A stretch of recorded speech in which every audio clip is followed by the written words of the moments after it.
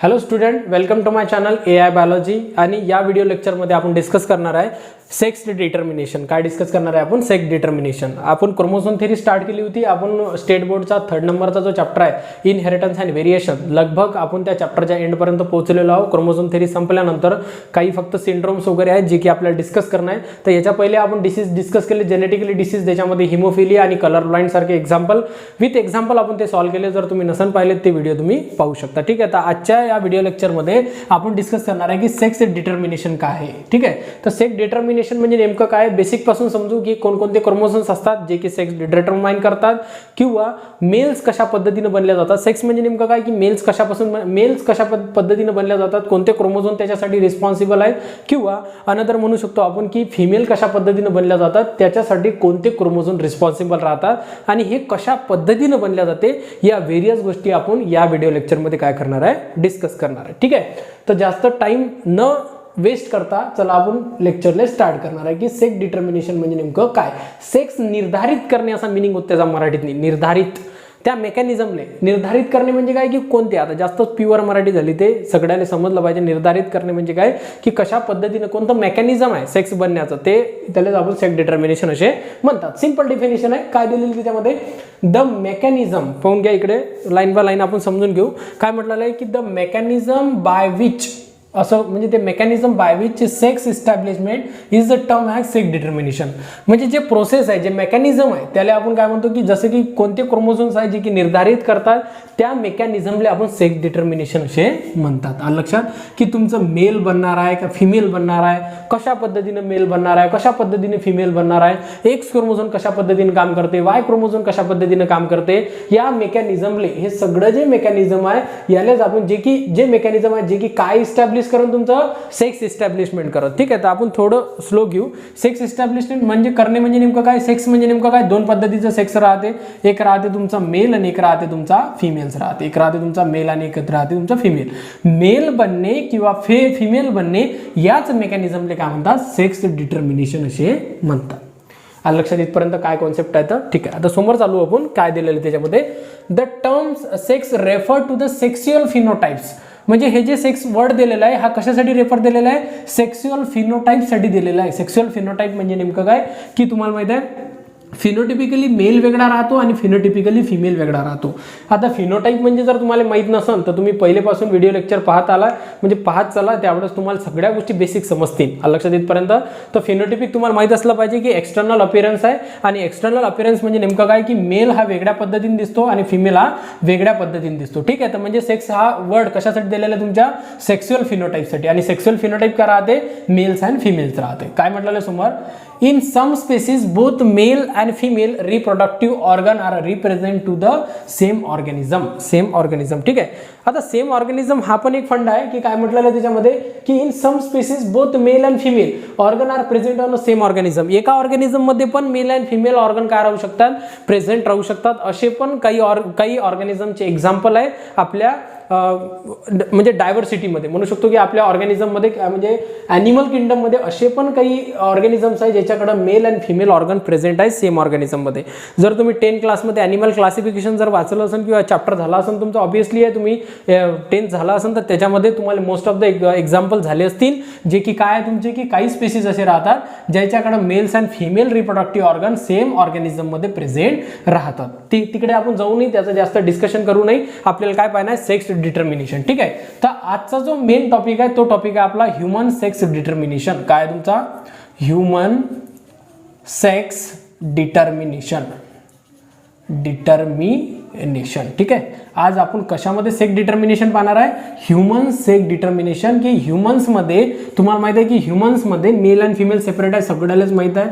आपणच स्वतः ह्यूमन्स आहोत, आपल्याला माहित नसेल का? ऑब्व्हियसली गोष्ट आहे की मेल्स अँड जे फिमेल्स राहतात हे आपल्याकडे सेपरेटली प्रेझेंट आहे, जे की आपल्या ह्यूमन सेक्स डिटर्मिनेशन. आज आपल्याला या व्हिडिओ लेक्चरमध्ये हेच पाहणं आहे की मेल्स कशा पद्धतीने फॉर्म होतील आणि फिमेल कशा पद्धतीने फॉर्म होतील, आणि याच्या मागे कोणते क्रोमोझोम्स आहेत जे की रिस्पॉन्सिबल राहतात मेल बनण्यासाठी आणि फिमेल बनण्यासाठी. लक्षात येतपर्यंत लक्षात ठेवा की अगेन्स्ट इम्पॉर्टंट टॉपिक्स आहे. याच्यामधून सेक्स डिटर्मिनेशन, आता नुसतं ह्युमन बिंगचं सेक्स डिटर्मिनेशन पाहणार आहे का आपण?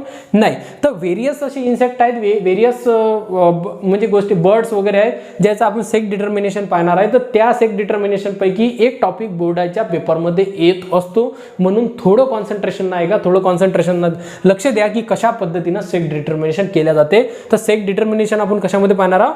ह्युमन्समध्ये. ठीक आहे, थोडं बेसिक समजून घेऊ. ज्याला माहीत नसेल, जे आज व्हिडिओमध्ये पहिली वेळा आले त्याला पण समजलं पाहिजे सगळ्या गोष्टी. एक सेल आहे, ठीक आहे, सेलच्या अंदरमध्ये काय राहतो? न्यूक्लियस राहतो. हे काय तुमची सेल आहे, थोडं लेबलिंग करून टाकू. आणि ह्या काय झाला तुमचा न्यूक्लियस आहे. काय तुमचा न्यूक्लियस, जास्त लेबलिंग नाही करू. आणि न्यूक्लियसच्या अंदरमध्ये क्रोमोझोम्स राहतात. ठीक आहे, हे काय तुमचे क्रोमोझोम्स आहेत. आणि हे जे क्रोमोझोम्स आहेत हे क्रोमोझोम किती राहतात? 46 क्रोमोझोम राहतात. किती राहतात? 46. जर आपण सिंगलमध्ये मोजलं तर पेअरमध्ये किती राहतात? 23 पेअर ऑफ का राहतात आपल्याकडे क्रोमोझोम प्रेझेंट राहतात. लक्षात येतपर्यंत. आता हे जे क्रोमोझोम्स आहे याला डिवाइड करा, कारण की हे डिव्हिजनमध्ये आपण नेहमी याला काय करतो? डिवाइडमध्ये काय करतो? रीड करतो की 23 पेअर्समध्ये जे की 22 पेअर्स आहेत, म्हणजे की म्हणू शकतो 44 क्रोमोझोम वेगळे राहतात आणि रिमेनिंग राहिलेले 2 क्रोमोझोम वेगळे राहतात. ठीक आहे, तर आपण एवढं समजलं तुम्हाला की क्रोमोझोम कुठे राहतात? तुमच्या न्यूक्लियसमध्ये. याला डिवाइड करा. आता आपण जर म्हटलं क्रोमोझोम्स, काय म्हटलं? क्रोमोझोम्स. क्रोमोझोम जर आपल्याला व्यवस्थित सेपरेट करायचे असतील तर 2 टाइप्समध्ये त्याला सेपरेट केलं जाऊ शकते. पहिली जे टाइप्स आहे ते आहे तुमची ऑटोझोमल क्रोमोझोम. कोणते राहतात तुमचे? Autosomal chromosomes. Autosomal chromosomes. ठीक आहे, आता ऑटोझोमल क्रोमोझोम्स आहे. सेकंड याला ऑलोझोमल क्रोमोझोम म्हणतात. काय म्हणतात? ऑलोझोमल्स. आता ऑलोझोमल तर ठीक आहे, थोडंसं कन्फ्युजन नाव आहे जे की तुम्हाला आता तुमच्या बुक्समध्ये दिलेलं नाही आहे. तो ऑलोझोमल क्रोमोझोम पण म्हणतात, किंवा ठीक आहे ऑलोझोमल क्रोमोझोम न आपण यूज करू, आपण त्याला सेक्स क्रोमोझोम म्हणू. जे की सेक्स क्रोमोझोम समजण्यासाठी पण सोपं आहे, त्याच्यामध्ये कॉन्सेप्ट लपलेला आहे. पहिले आमच्या ओल्ड पुस्तकामध्ये होतं ऑलोझोमल क्रोमोझोम. ऑटोझोमल क्रोमोझोम, ऑलोझोमल किंवा ऑलोझोमल ऑरमध्ये काय म्हणतात? सेक्स क्रोमोझोम्स म्हणतात. काय म्हणतात? Sex chromosomes. लक्षात येतपर्यंत काय झाले? Sex chromosomes, autosomal. आता बघा की आपल्याकडे टोटल क्रोमोझोम किती होते? 46. आणि 46 पैकी जे की रिमेनिंग म्हणजे सुरुवातीचे 44 क्रोमोझोम राहतात, या क्रोमोझोमला आपण काय म्हणतो? ऑटोझोमल क्रोमोझोम असे म्हणतात. लक्षात येतपर्यंत अगेन. आणि जे रिमेनिंग राहिलेले जे सेक्स क्रोमोझोम आहेत ते किती क्रोमोझोम आहेत? 2, जे की आपण म्हणू शकतो की एक्स क्रोमोझोम आणि वाय क्रोमोझोम. हे जे 2 क्रोमोझोम्स आहेत जे की सेक्स क्रोमोझोम आहे. आणि त्याला सेक्स क्रोमोझोम का म्हणतात? कारण की ते सेक्स इस्टॅब्लिशमेंट करणार आहे. जर तुमच्याकडे 2 एक्स क्रोमोझोम्स असतील, 1 आणि 2, या 2 एक्स क्रोमोझोमला काय म्हणतात? फिमेल्स म्हणतात. काय फॉर्मेशन होईल? फिनोटिपिकली फिमेल फॉर्मेशन होईल. आणि तुमच्याकडे जर एक्स वाय क्रोमोझोम असेल तर काय फिनोटिपिकली फॉर्मेशन होईल? तुमचा मेल फॉर्मेशन होईल. म्हणजे बेसिकली काय की हे जे क्रोमोझोम्स आहे, एक्स क्रोमोझोम आणि वाय क्रोमोझोम, हे काय डिटरमाइन करतात? तुमचा मेल बनणे या फिमेल बनणे. म्हणूनच याला सेक्स क्रोमोझोम पण असे म्हणतात. आणि याच क्रोमोझोमच्या बेसिसवर सेक्स डिटर्मिनेशन आपल्याला पाहायचं आहे. लक्षात येतपर्यंत ठीक आहे, हे क्लासिफिकेशन तुम्हाला समजलं असेल. आता बघा की समोर काय की सेक्स डिटर्मिनेशन इन ह्युमन बिंग्समध्ये काय काय गोष्टी दिल्या राहतात. की आता आपल्याला पाहिजे की एक्स क्रोमोझोम आणि वाय क्रोमोझोम. पहिले बघा काही टर्म्स आहेत, ते टर्म्स म्हणजे जे काही वर्ड्स आहेत ते तुम्हाला समजले पाहिजे. जसं की एक्स वाय क्रोमोझोम्स आहे जे की काय राहते? तुमचा मेल्स आहे. काय? मेल्स. आणि काय तुमचा एक्स एक्स आहे जे की काय तुमची फिमेल्स आहे. आणि याला काय म्हणतात? हे झालं तुमचा होमोमॉर्फिक. काय झाला? होमोमॉर्फिक. काय झाला तुमचा? होमोमॉर्फिक. आणि हे झाला तुमचा हेटेरोमॉर्फिक. हेटेरोमॉर्फिक. आता याला होमोमॉर्फिक का म्हटलं आणि हेटेरोमॉर्फिक का म्हटलं समजून घ्या. मी डेफिनेशन मी तुम्हाला जेनेटिक्सचे भरपूर पोर्शन शिकवलेले आहे. तर त्या पोर्शनपैकी मी तुम्हाला डेफिनेशन सांगितलेले की होमो म्हणजे सिमिलर होते. होमो म्हणजे सिमिलर. ज्याच्याकडे सिमिलर पेअर आहे त्याला होमोमॉर्फिक पेअर म्हणतात. आणि आपल्या फिमेलकडे सेम क्रोमोझोमची पेअर राहते म्हणून त्याला होमोमॉर्फिक असे म्हणतात. लक्षात येतपर्यंत अगेन. हेटेरो म्हणजे डिसिमिलर होते. हेटेरो म्हणजे डिसिमिलर. हेटेरो म्हणजे डिसिमिलर. आणि आपल्या मेलकडे डिसिमिलर पेअर प्रेझेंट राहते, एक्स आणि वाय. लक्षात येतपर्यंत हे एक्स वेगळा आहे, वाय वेगळा आहे, म्हणून हे हेटेरोमॉर्फिक आहे, डिसिमिलर आहे. आणि नेहमी लक्षात ठेवायचं की तुम्हाला जी एमसीक्यू येणार आहे तो सोपीमध्ये येणार नाहीये, जो सीईटी मध्ये येणार, नीट मध्ये येणार, म्हणजे एकदम सोप्या पद्धतीने. जर तुमच्याकडे कॉन्सेप्ट क्लिअर असतील तर तुम्हाला सगळ्या गोष्टी इझी वाटतील. म्हणून लक्षात ठेवा की मेल्स मध्ये जर सेक्स डिटर्मिनेशन मध्ये जर तुम्हाला क्वेश्चन विचारला की हेटेरोमॉर्फिक कोण आहे, तर तुमचा हेटेरोमॉर्फिक काय? मेल्स आहे. कारण की डिसिमिलर पेअर त्याच्याकडे काय राहते? प्रेझेंट राहते. लक्षात येतपर्यंत काय आहे? ठीक आहे. आता बघा की आपण क्रॉस पाहून घेऊ की कशा पद्धतीने सेक्स डिटर्मिनेशन होत असते. बघा की सेक्स डिटर्मिनेशनची काय प्रोसेस आहे, तुम्हाला माहिती आहे की आपल्याकडे काय एक मेल प्रेझेंट आहे, हा इकडला मेल XY हा काय झाला तुमचा मेल झाला, इंटू काय करायचं तुम्हाला X आणि X हे काय झाली तुमची फिमेल, याच्यामध्ये क्रॉस करा, पहिले त्याचे काय बनतील गॅमेट्स बनतील, हे जे आहेत हे काय झालं तुमचा याचे गॅमेट्स तयार करा, एक आहे तुमचा X क्रोमोझोम, एक आहे तुमचा Y क्रोमोझोम, एक आहे तुमचा X क्रोमोझोम आणि एक आहे तुमचा X क्रोमोझोम, ठीक आहे. अशा पद्धतीने काय बनले गॅमेट बनले. आता गॅमेट बनण्याची प्रोसेस जर तुम्हाला माहित नसेल तर तुम्हाला पुन्हा हा चॅप्टर वाचावं लागेल. गॅमेट्स म्हणजे बेसिकली काय की तुमचा जो हॅप्लॉइड स्ट्रक्चर राहते, लक्षात ठेवायचं की आपल्या बॉडीमध्ये स्पर्म्स आणि एग्स या दोन गोष्टी सोडून याच्या व्यतिरिक्त आपल्या बॉडीमध्ये असणारे सगळे जे सेल राहतात ते सेल राहतात आपले डिप्लॉइड सेल राहतात. कोणते सेल राहतात? डिप्लॉइड सेल म्हणजे नेमकं काय, ज्याच्याकडे किती क्रोमोझोम नंबर आहे? 2n नंबर ऑफ क्रोमोझोम आहे, डिप्लॉइड क्रोमोझोम त्याच्याकडे प्रेझेंट आहे. लक्षात येतपर्यंत बाकी एक्सेप्ट कोणाच्या ऐवजी फक्त स्पर्म्स आणि एग्सच्या ऐवजी हे जे स्पर्म्स आणि एग्स राहतात हे हॅप्लॉइड क्रोमोझोम नंबर राहतात, ज्याच्याकडे 2 सेट ऑफ क्रोमोझोम नंबर नसते, म्हणून त्याला गॅमेट्स म्हणतात. लक्षात.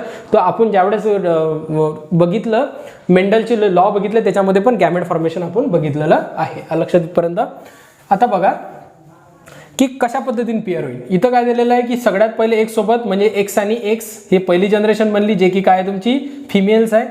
आपण आयडेंटिफाय करून टाकू सोबत. पुन्हा X आणि X झालं, X आणि X क्रोमोझोम्स, त्यानंतर पुन्हा X आणि Y क्रोमोझोम्स आणि पुन्हा काय झालं तुमचं X आणि Y क्रोमोझोम, X आणि Y क्रोमोझोम म्हणजे काय झालं फिमेल्स, पुन्हा बनली फिमेल्स, हा बनला तुमचा मेल आणि हा पण बनला तुमचा मेल्स. म्हणजे काय झालं की 50% ऑफ काय झाला तुमचा फिमेल झाला आणि 50% काय झाला तुमचा मेल झाला. लक्षात. म्हणजे नैसर्गिक दृष्टिकोनातून 50% ऑफ मेल आणि 50% ऑफ फिमेलच बनत असते. लक्षात येतपर्यंत. आणि एवढं लक्षात ठेवा की मेल बनणे या फिमेल बनणे हे कोण डिसाईड करते? मेल डिसाईड करते, ना की फिमेल. लक्षात येतपर्यंत हा कॉन्सेप्ट थोडासा व्यवस्थित समजून घ्या. सोशल पर्पजसाठी पण तुम्हाला लक्षात ठेवणं आहे की येणारी जनरेशन मेल बनन का फिमेल बनन हे कोण डिसाईड करेल? तुमचा मेल. कारण की हा काय तुमचा हेट्रोमॉर्फिक आहे, याच्याकडे दोन काय बनतील गॅमेट्स, एक बनील तुमचा X गॅमेट्स, एक बनील Y.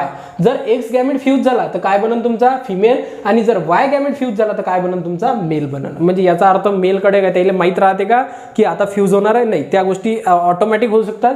तुम्हाला माहिती आहे की ते रेसचा विषय राहते की जो सगळ्यात पहिले जाईल, एक तर Y क्रोमोझोम जाऊ शकते, एक तर X क्रोमोझोम जाऊ शकते, ते त्याच्यावर डिपेंड. म्हणजे बेसिकली कोणावर डिपेंड नाही की मेल बनणे आहे की फिमेल बनणे आहे. हा लक्षात येतपर्यंत.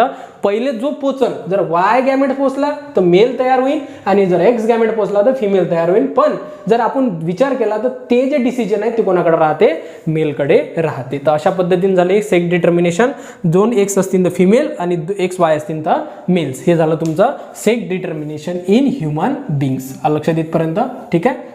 सगळ्यांना समजलं असेल, व्यवस्थित एकदम इझीमध्ये सांगितलं. जर अशा पद्धतीचे व्हिडिओ तुम्हाला लागत असतील तर चॅनलला सबस्क्राईब करा आणि ज्याला जरूरत आहे त्याला शेअर करा. ठीक आहे. थँक्यू.